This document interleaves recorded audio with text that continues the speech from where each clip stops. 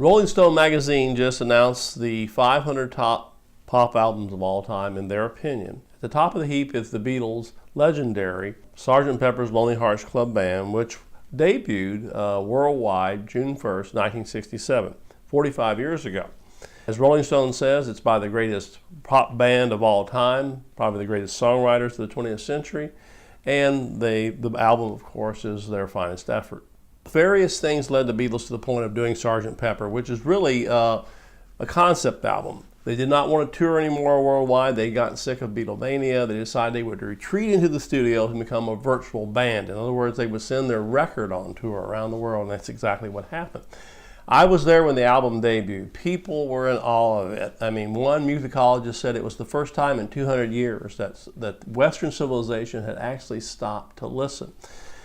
Even 3 and 4 and 5 months after the album came out, I remember people sitting around in groups at night listening to the album, trying to figure out what the Beatles were saying to them. Unlike anything before, it's the greatest fusion of pop art and pop music. I've done a documentary film series called Grasping for the Wind. In that particular series, in episode 6, Winds of Revolution, I detailed how the Beatles came up with the idea of Sgt. Pepper's and essentially what it means. What you're going to see now is a clip from the documentary film series Grasping for the Wind. And if you want more information, read my commentary at rutherford.org called When the World Stopped to Listen. Following their 1966 San Francisco concert, the Beatles would retreat into the studio and produce a more introspective and avant-garde music.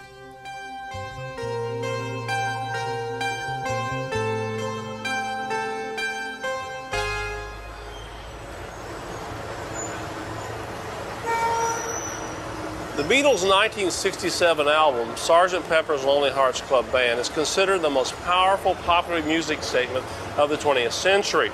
From Sgt. Pepper's on, rock music was considered a true art form.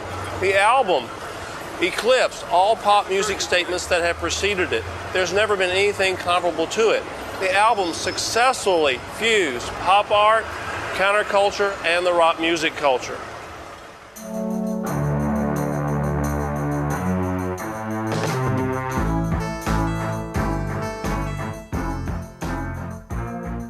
Sgt. Pepper's became an international anthem for an entire generation as it embraced the psychedelic vision.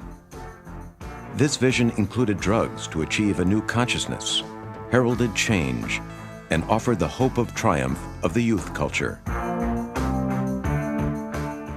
The Sgt. Pepper's album ends with a reprise of the title song, fading into the climactic classic A Day in the Life. As John Lennon wrote in his song A Day in the Life, I read the news today, oh boy, about a lucky man who made the grade. And though the news was rather sad, well, I just had to laugh. I saw the photograph. He blew his mind out in a car. He didn't notice that the lights had changed. A crowd of people stood and stared. They had seen his face before. Nobody was really sure if he was from the House of Lords. I'd love to turn you on.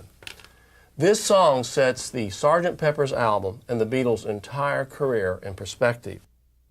A Day in the Life finishes with a fading piano crescendo. In order to create the end-of-the-world sound that John Lennon wanted for the song's finale, the Beatles simultaneously struck an E major chord on 3 grand pianos, drawing out the sound as long as possible with electronic enhancement.